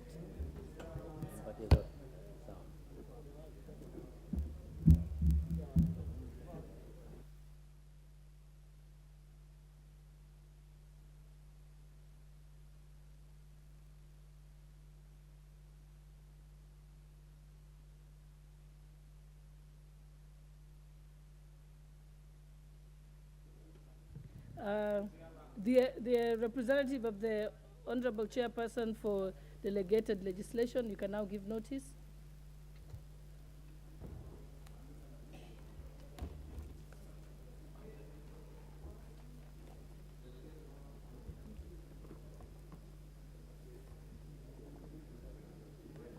Honorable Speaker, I beg to give notice to the following motion, that this House adopts the report of the Committee on Delegated Legislation on its consideration of the adjustment of rates of export levy for inflation regulation 2022 laid on the table of the House on Thursday, December 1st, 2022, and pursuant to the provisions of the Section 15(4) of the Statutory Instruments Act 2013, approves the adjustment of rates of export levy for inflation regulation published as legal notice number 177 of 2022. Additionally, Madam Speaker, I beg to give notice of the following motion, that this House adopts the report of the Committee on Delegated Legislation on its consideration of the adjustment of rates of excise duty for inflation regulation 2022 laid on the table of this House on Thursday, December 1st, 2022, and pursuant to the provisions of the Section 10(3) of the Excise Duty Act 2015, approves the adjustment of rates of excise duty for inflation regulation 2022 published as legal notice number 176 of 2022. Additionally, Honorable Speaker, I beg to give notice of the following motion, that this House adopts the report of the Committee on Delegated Legislation on its consideration of the statutory instruments exemption from expiry regulations 2022 laid on the table of the House on Thursday, December 1st, 2022, and pursuant to the provisions of the Section 21(2) of the Statutory Instruments Act of 2013, approves the statutory instrument exemption from expiry regulation 2022 published as legal notice number 214 of 2022. And finally, Honorable Speaker, I beg to give notice of the following motion, that this House adopts the report of the Committee on Delegated Legislation on its consideration of the statutory instrument exemption from expiry number 2, regulation 2 of 2022, laid on the table of the House on Thursday, December 1st, 2022, and pursuant to the provisions of this section of Section 21(2) of the Statutory Instruments Act of 2013, as read together with the revisions of Law Act Cap 1, approves the statutory instrument exemption from expiry number 2 regulations 2022 published as legal notice number 218 of 2022. Thank you, Chair. Madam Speaker. The Honorable Member Nelson Koech, Chairperson, Departmental Committee on Defense, Intelligence and Foreign Relations, can lay the paper and give you a notice of motion. Okay, we can move to the next person. The Honorable James Gakuya, Chairperson for Departmental Committee on Trade, Industry and Cooperatives.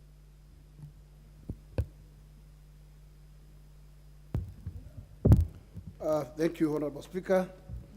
Honorable Speaker, let me take this opportunity to lay the following papers on the table of the House today. Reports of the Departmental Committee on Trade, Industry and Cooperatives on nominees for appointments of principal secretaries. One, Mr. Alfred K. Obudo, State Department for Trade. Mr. Abubakar Hassan, State Department for Investment Promotion. Mr. Juma Makwana, State Department for Industry. Mr. Patrick Kiburi Keremi, State Department for Comparatives.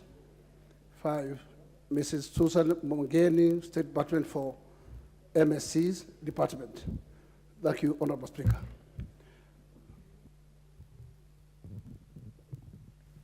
You may give your notice of motion. Honorable Speaker, I see your indulgence whether I can proceed by Honorable Speaker, let me give notice motion for appointment of principal secretaries. Madam Speaker, that taking into consideration the findings of the Departmental Committee on Trade, Industry and Cooperatives in the report on vetting on nominees for appointment of principal secretaries laid on the table of the House on Tuesday, December 1, 2022, and pursuant on the provisions of Article 155, 3B of the Constitution, approves the appointment of the following persons as principal secretaries. 1, Mr. Alfred Kobudo, State Department of Trade. 2, Mr. Abubakar Hassan, State Department for Investment Promotion. 3, Mr. Juma Makwana, State Department for Industry. 4, Mr. Patrick Buri Kilemi, State Department for Comparatives. And 5, Ms. MS Susan Mangeni, State Department for MSCE Development. Thank you, Madam Speaker.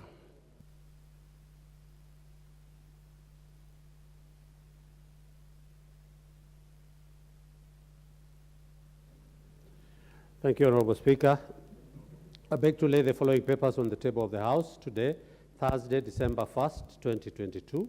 Report on the Department Committee on Environment, Forestry and Mining on the vetting of the following nominees for appointment as principal secretaries. Engineer Festus Kipkoech Ngeno, State Department for Environment. 2, Mr. Ephantas Kimodo Kimani, State Department for Forestry. 3, Mr. Elijah Gitumbu Mwangi, State Department for Mining.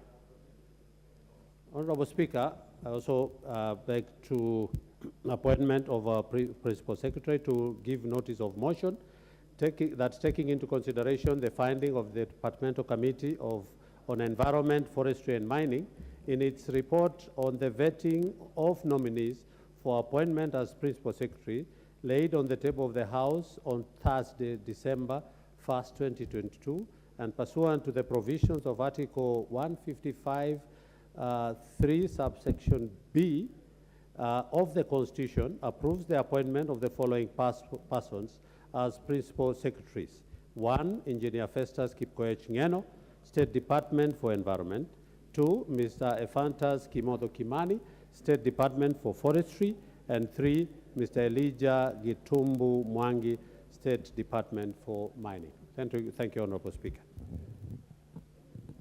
You may move the motion.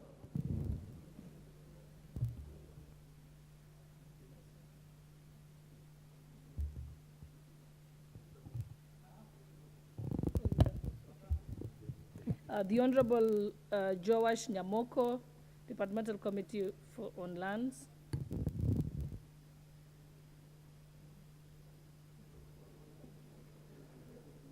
I thank you, Madam Speaker. Honorable Speaker, I beg to lay the following paper on the table of the House today, Thursday, December 1st, 2022.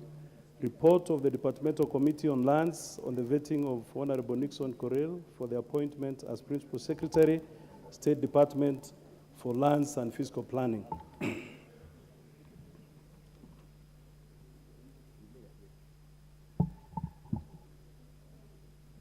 Madam Speaker, I'll continue to give the notice of motion. For the appointment of Principal Secretary, the State Department of Lands and Fiscal Planning, that taking into consideration the findings of the Departmental Committee on Lands in its reports on the vetting of nominee for appointment as Principal Secretary, laid on the table of the House on Thursday, December 1st, 2022, and pursuant to the provisions of Article 155, 3B of the Constitution, approves the appointment of Honorable Nixon Correll as the Principal Secretary, State Department of Lands and Fiscal Planning. Thank you, Madam Speaker. Thank you. The Honorable Sir George Murugara, the Chairperson, Justice, Legal Affairs and Legal Affairs Committee. Thank you, Madam Speaker. Honorable Speaker, I beg to lay the following papers on the table of the House today, Thursday, December 1st, 2022. Reports of the Departmental Committee on Justice and Legal Affairs on, number 1, petitions for the removal from office of Juliana Cherera, Irene Masit, Justus Nyangaya, and Francis Wanderi as commissioners of the Independent Electoral and Boundaries Commission, IEBC.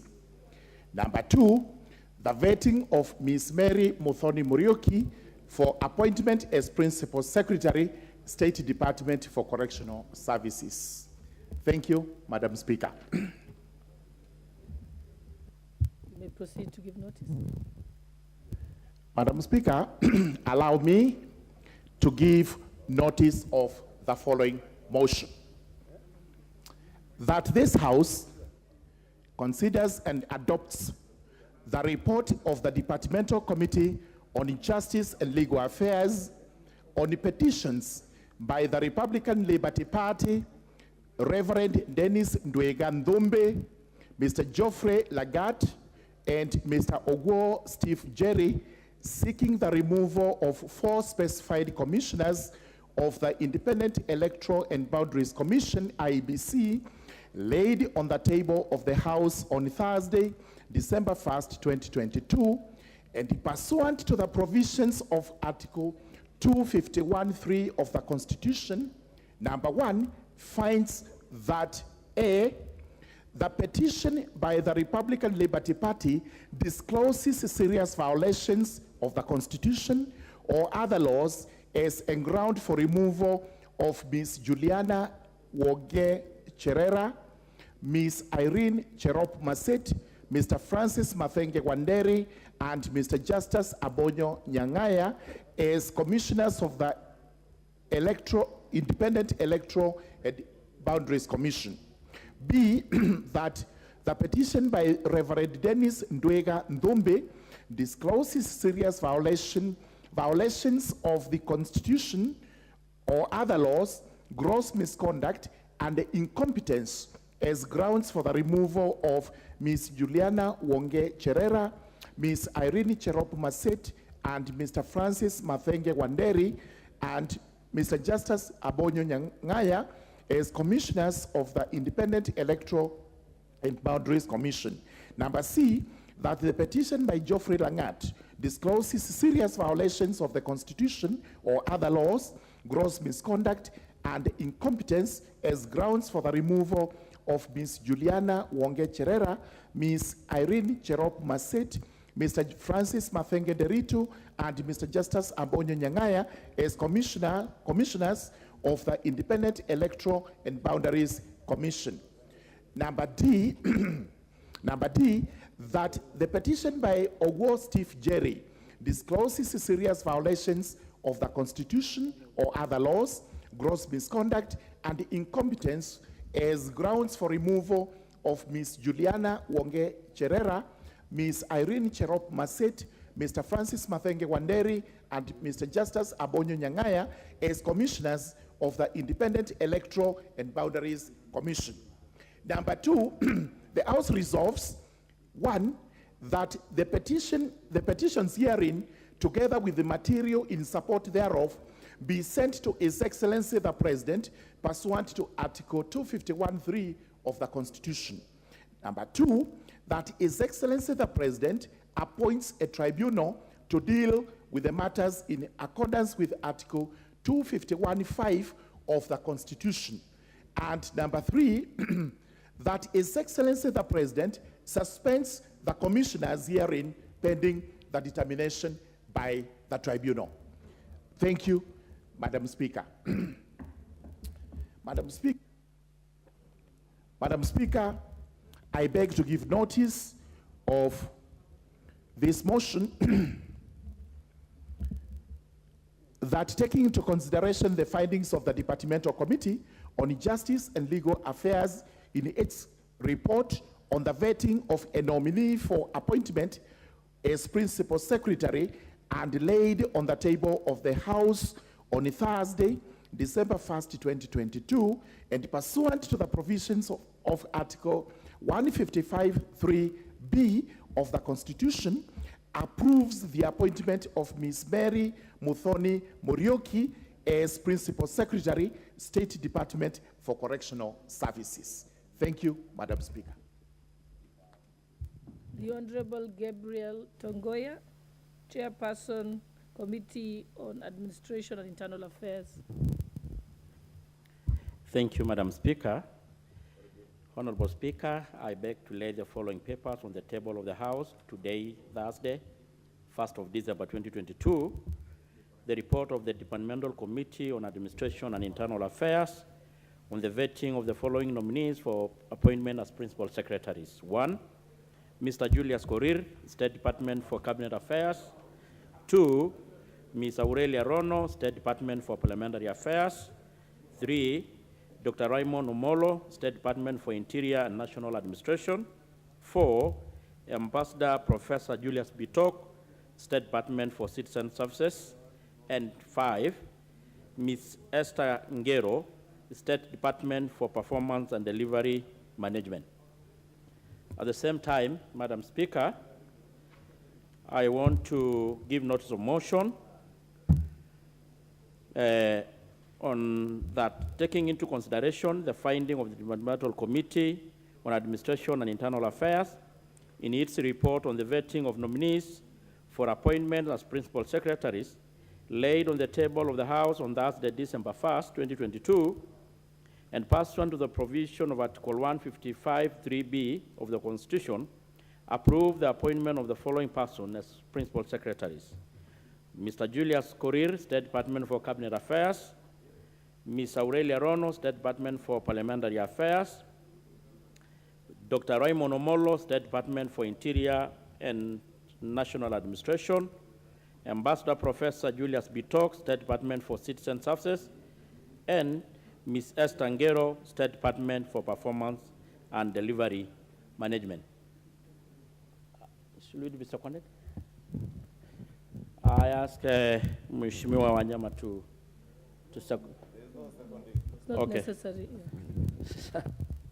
Yeah. The Honorable Daniel Wanyama, Chairperson for Departmental Committee on Sports and Culture.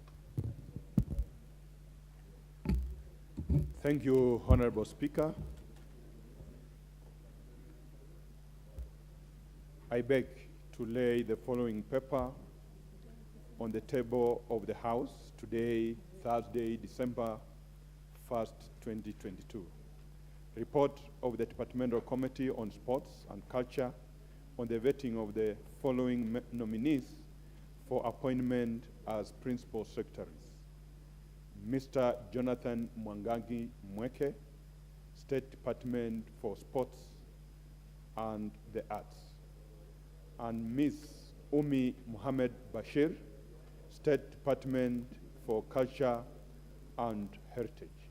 And at the same time, Honorable Speaker, I give notice of the motion that, taking into consideration the findings of the Departmental Committee on Sports and Culture in the report on the vetting of nominees for appointment as principal secretaries, laid on the table of the House on Thursday, December 1st, 2022, and pursuant to the provision of Article 155(3)(b) of the Constitution, approves the appointment of the following persons as principal secretaries: Mr. Jonathan Mwangangi Mweke, State Department for Sports and the Arts, and Ms. Umi Muhammad Bashir, State Department for Culture and Heritage. I thank you, Honorable Speaker. The Honorable Eric Mushangi, Chairperson, Departmental Committee on Labor. Thank you, Honorable Speaker. I beg to lay the following paper on the table of the House today, Thursday, December 1st, 2022. Report of the Departmental Committee on Labor on the vetting of the following nominees for appointment and development.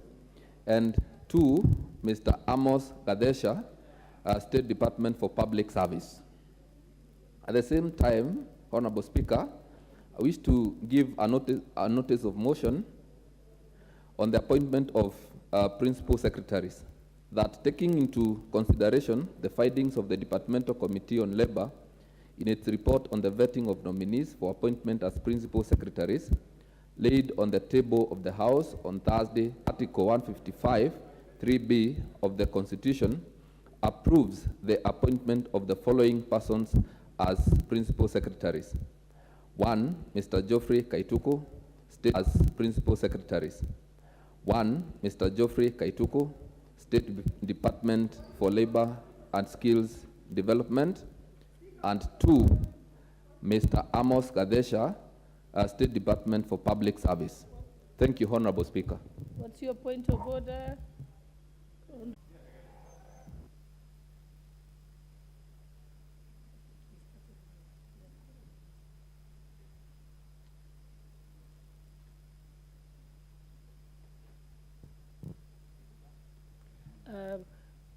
Honorable Chairperson, Eric Mushangi, you may not have motion?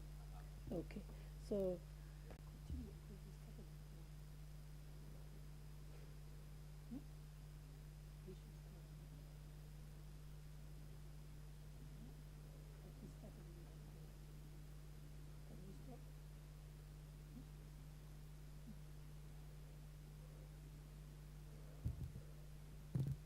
Sergeant Tams, maybe you can ring the bell for another 10 minutes.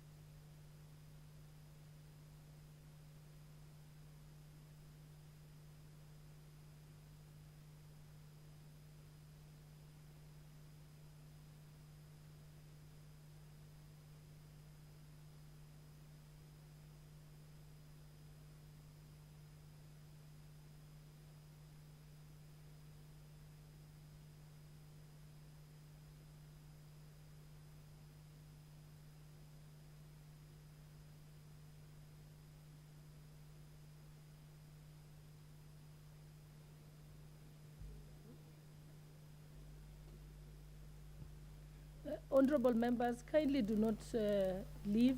You have called for quorum, so I think it's. Yeah. And could the whips kindly try and get members to come in?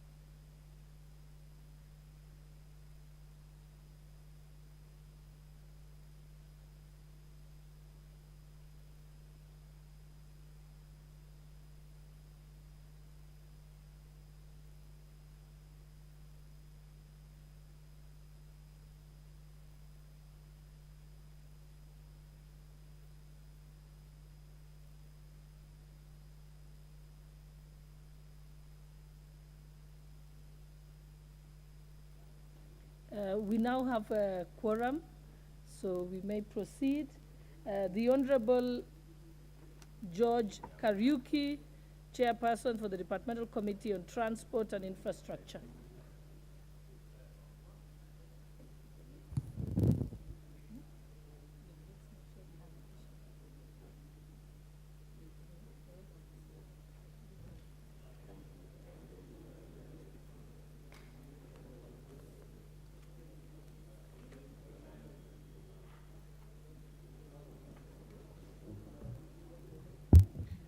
Thank you, Honorable Speaker. I beg to lay the following paper on the table of the House today, Thursday, December 1st, 2022.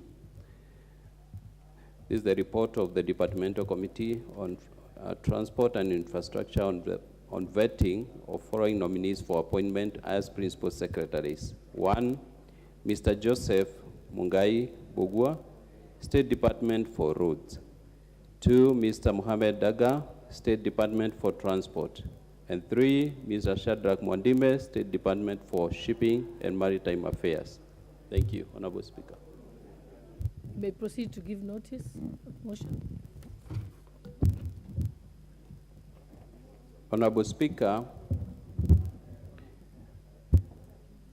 I wish to give notice of motion for the appointment of principal secretaries, that taking into consideration the findings of the Departmental Committee on Transport and Infrastructure in its report on the vetting of nominee for appointment as principal secretaries, laid on the table of the House on Thursday, December 1st, 2022, and pursuant to the provisions of Article 155(3)(b) of the Constitution, approves the appointment of the following persons as principal secretaries.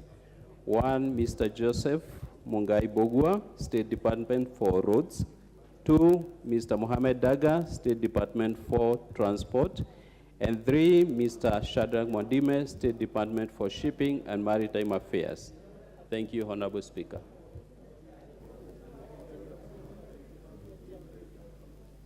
Thank you, Honorable Speaker. Nelson Koech, Chairperson for the Departmental Committee on Defense, Intelligence, and Foreign Relations.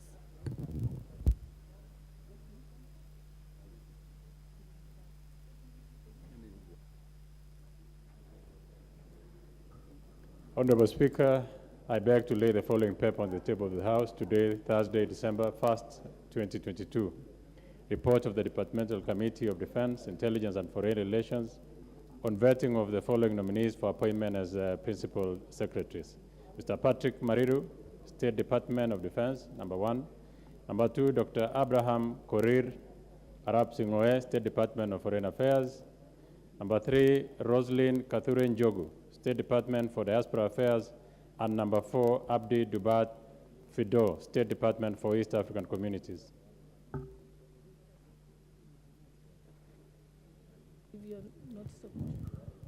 That taking into consideration the findings of the Departmental Committee on Defense, Intelligence, and Foreign Relations in this, its report on the vetting of nominees for appointment as principal secretaries, laid on the table of the House on Thursday, December 1st, 2022, and pursuant to provisions of Article 155, sub-Article 3B of the Constitution, approves the appointment of the following persons as principal secretaries. Number 1, Patrick Mariru, State Department of Defense. Number 2, Dr. Abraham Kipkorir, State Department for Foreign Affairs. Number 3, Ms. Roslyn Jogu, State Department for Diaspora Affairs. And number 4, Mr. Abdi Dabat Fido, State Department for East African Community Affairs. Thank you, Madam Speaker.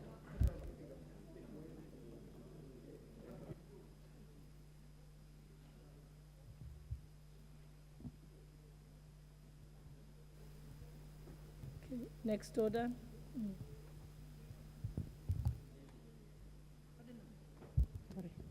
Order number 13, the Independent Electoral and Boundaries Commission Amendment Bill, National Assembly Bill number 42 of 2022, second reading. Leader of Majority.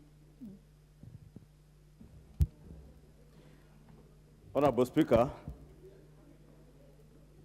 thank you, Honorable Speaker. The business listed as order number 13 on the independent election, we had requested that this be rescheduled to this afternoon once JLAC have finished. And I'll be back on the issues pertaining to NGCDF and GAF. I know many of our members are very apprehensive, Honorable Speaker, on the issues of GAF and NGCDF. Have been subject to a petition that was already in the hands of JLAC. Chair JLAC has already tabled the report of on the petitions touching on the 4 commissioners. And therefore, there is that imminent risk, Honorable Speaker, that the country would runs the risk of running without a commission. And that's why it's very important that we expedite with this IBC bill before we proceed on recess, to allow the Senate time to also consider it, because it's also a bill that touches on counties, because elections in this country are held or presided over by IBC, both from MCA, senators, governors, all the way to the National Assembly and the presidential elections. And of course, there will be by-elections that are due to be coming, Honorable Speaker. Some, I think, as early as next week. Others, I don't know if there were some in January. But anything could happen, Honorable Speaker, and to occasion by-elections. And therefore, the country cannot operate without a commission. And with the 3 commissioners' term coming to an end, the other 4, that being in the hands of this assembly, their fate, and should anything be decided that is adverse, then we run the risk of being without a commission. And that's why, Honorable Speaker, we are begging that members be available this afternoon to be able to consider that bill, even as we appraise you on the other very important issues. And of course, there is also the issue of the principal secretaries. Members are aware that principal secretaries are our accounting officers in all ministries.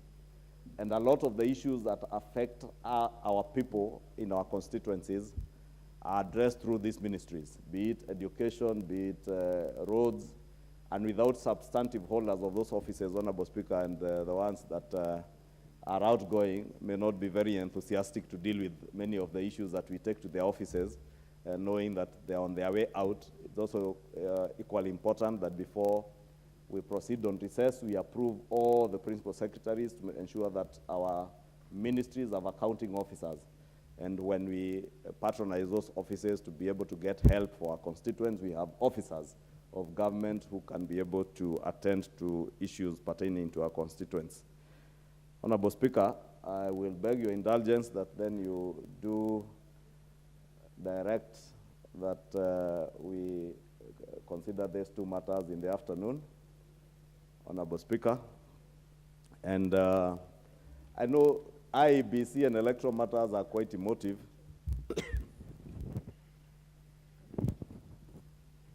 Thank you, Honorable Speaker. I was saying electoral matters are quite emotive, but as responsible leaders in this country, we must ensure that all our institutions, from IEBC to the other constitutional commissions, are well resourced, they are well curated, and I must commend the committees that have been working to ensure that we achieve these objectives. Even the Committee on Finance, I'm aware, are working on the Commission for Revenue Allocation, as I commend the leadership even in the minority, because they worked very hard over the weekend to ensure that the Commission on Revenue Allocation is also curated. Honorable Speaker, with your indulgence, I beg to ask that you do direct that this business goes to this afternoon. Thank you. Thank you. I have agreed that order number 13 we step down to later this afternoon. Honorable Leader of Minority, you can't shout, so I will ignore you. You haven't pressed the intervention button. I will give the floor now to Honorable Kareke Mbuki, the chairperson for the Committee on Tourism and Wildlife. Thank you, Madam Chair. Madam Chair, I beg to lay the following papers on the table of the House today, Thursday, December 1st, 2022. Report of the Departmental Committee on Tourism and Wildlife on the vetting of the following nominees for the appointment as Principal Secretaries. 1, John Olortua, State Department for Tourism, and 2, Ms. Selvia Keoro, State Department for Wildlife.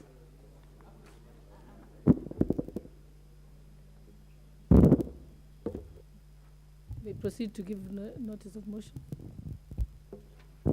Thank you, Madam Speaker. Madam Speaker, I wish to give the notice of the following motion, that taking into consideration the finding of the Departmental Committee on Tourism and Wildlife in its report on the vetting of nominees for the appointments as Principal Secretary, laid on the table of the House on Thursday, December 1st, 2022, and pursuant to provision of Article 15, 3B of the Constitution, approve the appointment of the following persons as the Principal Secretaries.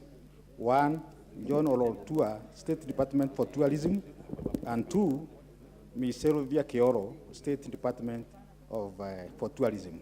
I thank you, Madam Speaker. Honorable Leader of Minority Party, I think earlier I chose to ignore you because you were shouting instead of pressing the intervention. Madam Speaker, you know, now you're in order. The Leader of Minority cannot shout.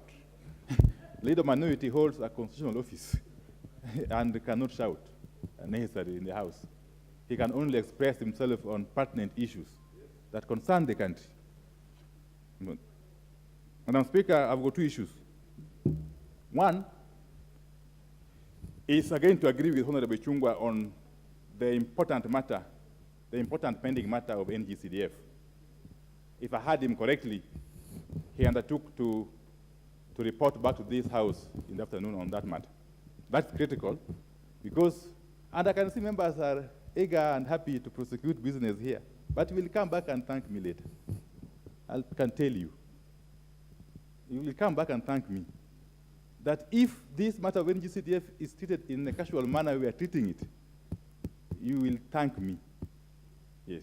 This is a matter that has got the potential of sending nearly 90% of us home come 2027. And you see my friend, the Honorable Mbuki, who is my age mate, he knows very well that that issue has been very instrumental in making us come back here a number of times. But that's another story.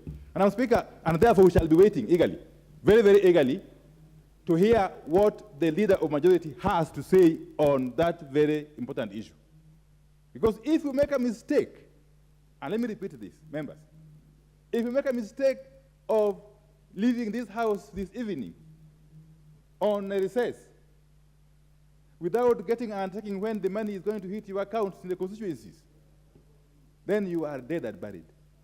Literally speaking, Madam Speaker. And that's a very serious issue, Madam Speaker, and I'm sure wherever he is that is responsible has heard us. I've seen this House positions change. And Madam Speaker, you've been with us here.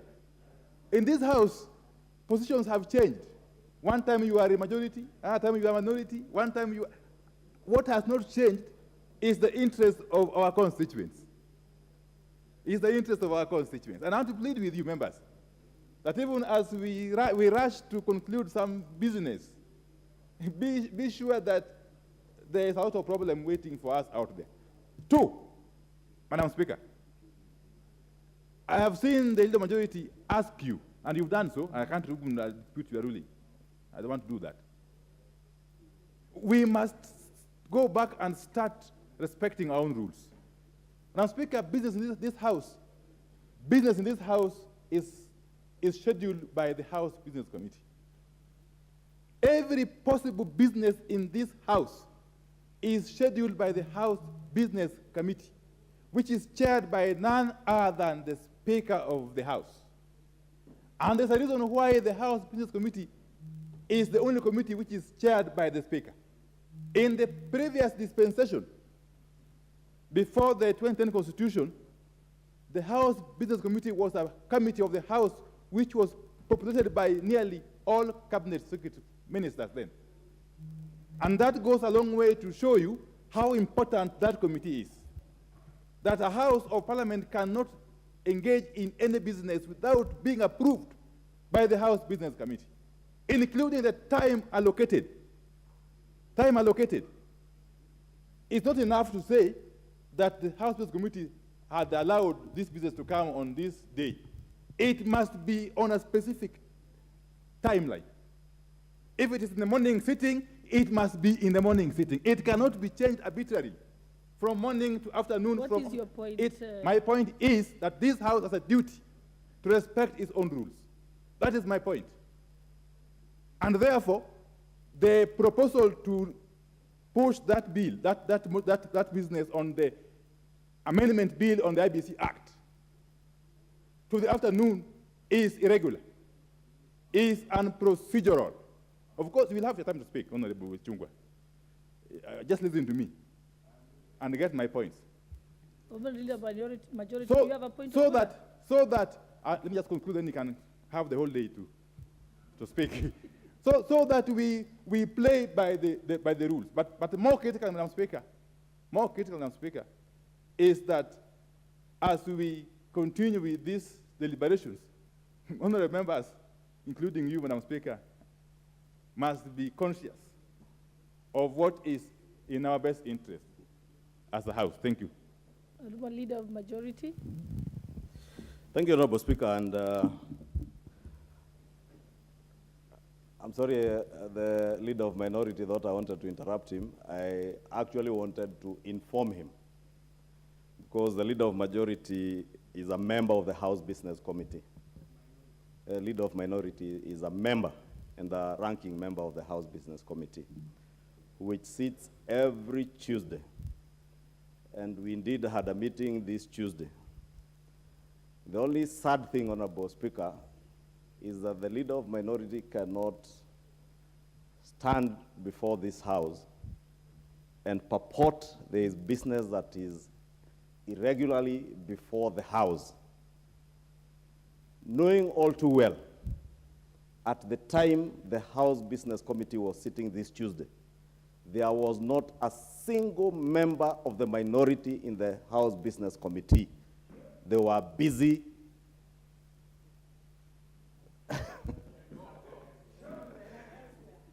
you know, I do want to say, Honorable Speaker, that they were busy with their party leader planning on rallies, that they wanted to hold rallies, I don't know, to protect who, against what. Therefore, it's very unfortunate that the Leader of Minority would stand before the House and purport that such important business was not considered in a House Business Committee, which he is entitled to attend and failed to attend, as he attended to other rather unnecessary gatherings. And I want to encourage the Leader of Minority, with all due respect to the Leader of Minority, when you are elected by the people of Gunja, and when all leaders in the minority are elected to represent their people in this House, you are elected to come to this House and represent your people. And therefore, even in the House Business Committee, you come to represent people in that committee. And therefore, when your party leader directs you, even as he did in the Jailer Committee, to lead you to walk out of a committee of parliament, then you belittle the people who elected you, and you're telling the people who elected you that you cannot make decisions as leaders by yourselves, that you have to wait for your leader, party leader, to direct you on which meeting to attend, when to walk out, when to stand, when to sit. Please act as leaders who can take charge of business before the House.